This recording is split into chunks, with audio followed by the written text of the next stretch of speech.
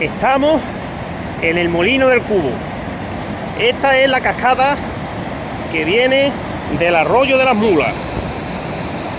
Impresionante la cantidad de agua que está dejando.